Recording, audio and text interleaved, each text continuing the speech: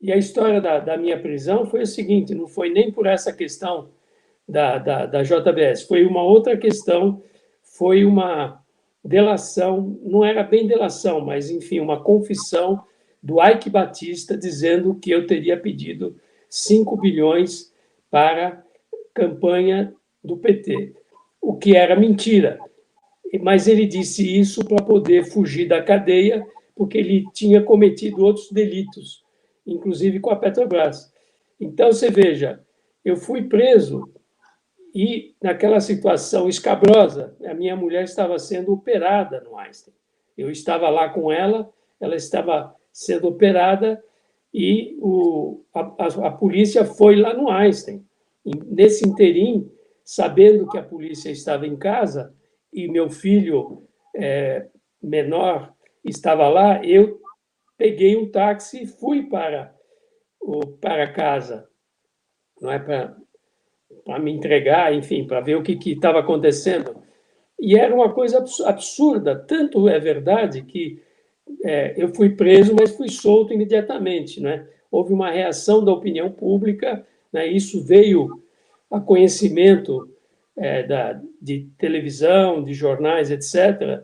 E aí, 3 horas depois da minha detenção, né? Eu fiquei só na superintendência da Polícia Federal, o, o juiz Moro resolveu me soltar. Né? E depois disso, eu pergunto a você: teve mais alguma consequência em relação a isso? Esse processo foi adiante? Não foi adiante. Eu nunca fui sequer interrogado sobre Ridículo. esse processo aqui. Quer dizer, e sabe quando isso aconteceu? Há uma semana da eleição de prefeito em São Paulo.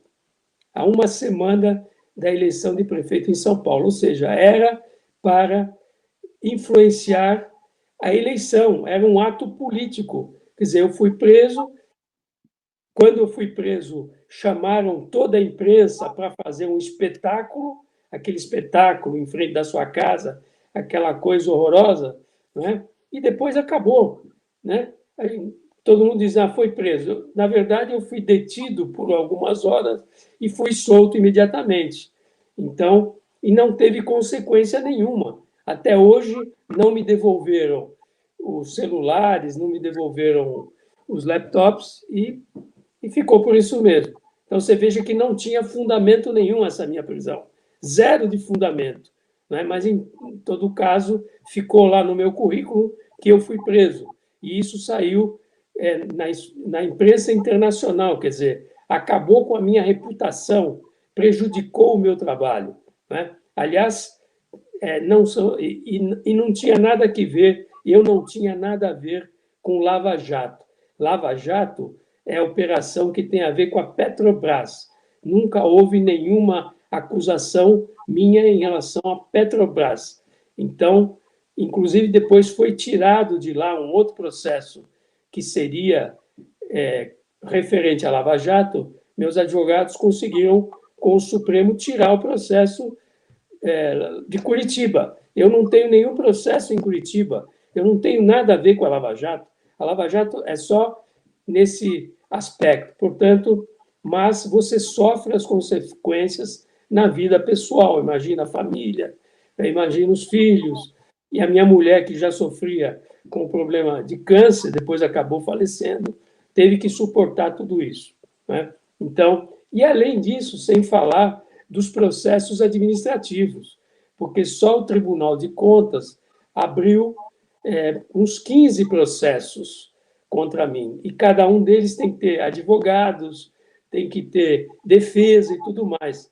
Graças a advogados como o Marco Aurélio, que é um grande advogado, um grande amigo, é um grande lutador pela democracia no país, é que eu consegui sobreviver. E sem falar que cada uma dessas ações da Lava Jato, eles bloqueavam todos os meus ativos, todo o dinheiro que eu tinha disponível. Quando eu fui preso nessa vez, eles bloquearam, tiraram todo o dinheiro que eu tinha de 3 contas. Era assim, dizia, para tirar 10 milhões do ministro. Só que eu tinha 4 mil reais em 3 contas, era isso que eles bloquearam. Mas na imprensa sai, foi tirado 10 milhões do ministro, como se eu tivesse 10 milhões. Isso que aparece para a imprensa. Parece que eu tenho muito dinheiro, quando não tinha. Né? Várias ações da CVM também. Né? A CVM ela fiscaliza o mercado acionário, né? É essa que está investigando esse vazamento da Petrobras, que deu dinheiro a algum malandro. Né? Eu tive 4 processos na CVM e fui inocentado nos 4 processos. No Tribunal de Contas, eu começo também a ser inocentado em alguns processos e tenho ainda ações civis públicas. São todas derivadas dos mesmos assuntos.